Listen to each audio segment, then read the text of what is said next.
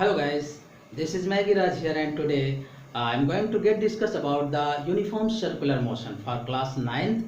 Okay, तो देखिएगा यूशियम क्या होता है, यूनिफॉर्म सर्कुलर मोशन।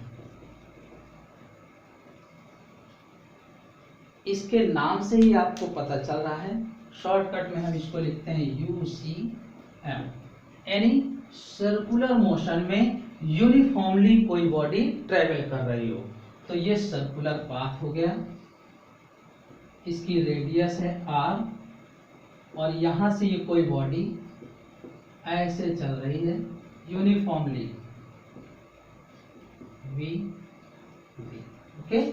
और V क्या है, स्पीड, स्पीड इज कांस्टेंट। तो हम इसकी डेफिनेशन को क्या बोलेंगे, when any body revolves in the circular path with the constant speed, when any body revolves in the circular path with the constant speed, then this type of motion is called circular motion, means uniform circular motion. So we can say that V equals to speed equals to constant for UCM, okay।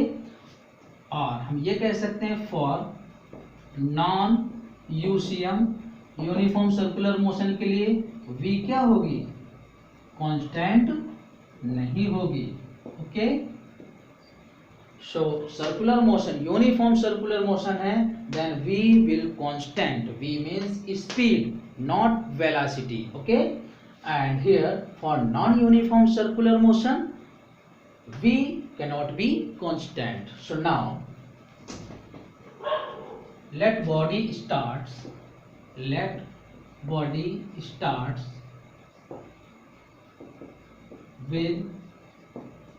uniform speed V in a circular path of radius small r। Then अब अगर radius की small r है तो ये पूरी length कितनी हो जाएगी, देखिएगा इस तरीके से अगर पूरी लेंथ देखें तो ये लेंथ जो होगी ये हो जाएगी सरकमफ्रेंस, सरकमफ्रेंस के इक्वल हो जाएगी, that is equal to 2 pi r। ये तो हो गई लेंथ, हम L मान लेते हैं, ओके। एंड टाइम है अगर T 1 complete round, for 1 complete round, and speed इसकी कितनी है V। तो आप जानते हैं speed equal to distance upon time, ये यूज कर सकते हैं। So speed equal to distance upon time, so T equal to L upon V, और L की वैल्यू क्या है 2 पाई R अपॉन V। तो ये आ जाएगा टाइम।